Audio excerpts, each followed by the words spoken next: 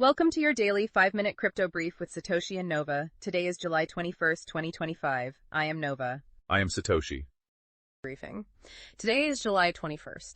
And our mission, as always, is to cut through all that crypto noise. We want to distill the essential nuggets from the last, 24 hours and keep you informed and ahead of the curve. So what's the market telling us right now? Are we seeing big moves, or is it more like quiet consolidation? It's been an undeniably interesting 24 hours. Definitely not quiet. Major cryptos are trading higher. Bitcoin, well, it's hovering near $118,000. That's up about 1.7%. And Ethereum jumped over 5% to around $3,740. Okay, solid gains there. Yeah, but what's really fascinating, I think, is how meme coins actually led the charge. Dogecoin spiked roughly 10%, and you look at smaller caps like DOGE soared almost 19% in just one day. Wow, 19%. So if meme coins are leading like that, what's that signal about overall market sentiment? Are we back to peak greed? It certainly feels like sentiment has clearly tilted bullish, yeah. The crypto fear and greed index, it's firmly in the greed zone, sitting around 73 out of 100. 73, okay. Right.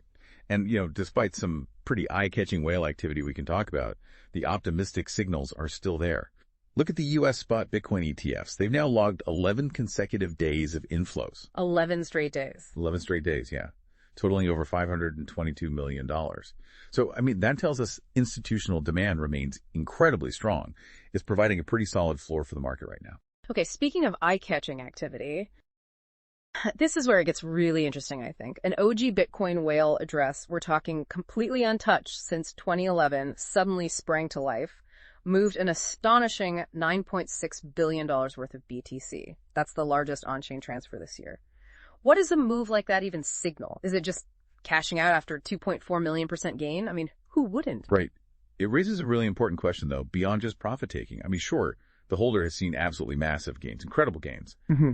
But we also have to consider maybe external pressures. Could it be linked to evolving regulatory concerns? Like regulations. Possibly.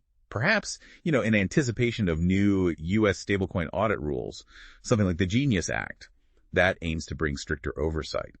But what's maybe most telling is that Bitcoin's price, it only dipped slightly on the news. Right. It held up pretty well. Exactly.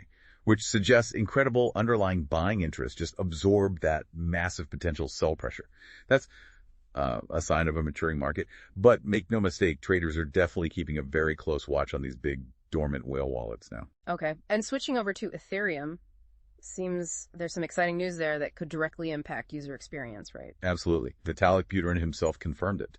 Ethereum's Layer 1 gas limit has actually started rising. It's now around 37.3 million gas per block. And get this, nearly 50% of validators are voting to push that cap even higher to 45 million. Okay, so a 21% increase in block capacity. What does that mean practically? Well, it's a significant development. Think of it like widening a highway, right? It allows for more transactions per block. So that should lead to lower fees and just a smoother experience for everyone using Ethereum, especially if demand keeps growing like it has. It's a really key step in ETH's ongoing scaling efforts, and it coincides perfectly with its recent price strength. Good news for users then. But not all news is good, it seems. We saw a major security incident surface. Unfortunately, yes. CoinDCX, which is one of India's largest crypto exchanges, revealed it suffered a $44.2 million security breach back on July 19th. Ouch, $44 million. Yeah, but what's crucial to understand here is that CoinDCX was very quick to stress that customer assets were safe.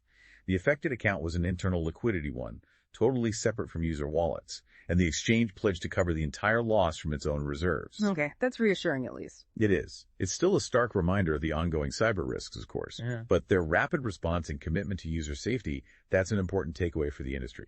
Definitely. So, zooming out a bit, beyond crypto's borders, what global macro factor should we be aware of that might influence this market?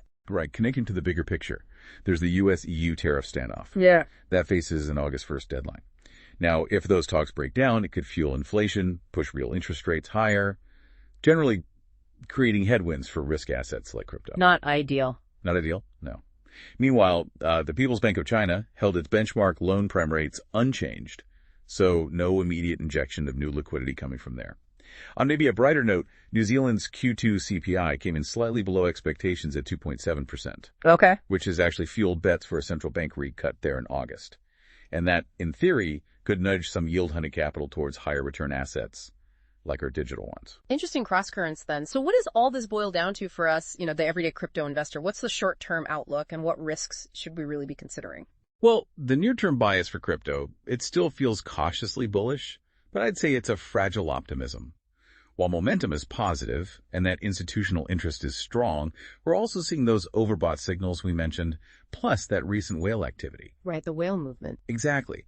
It suggests the market could be ripe for a perhaps healthy pullback. So for you, the investor, vigilance is really key. Keep an eye on those geopolitical and policy risks, like a potential trade war flare-up.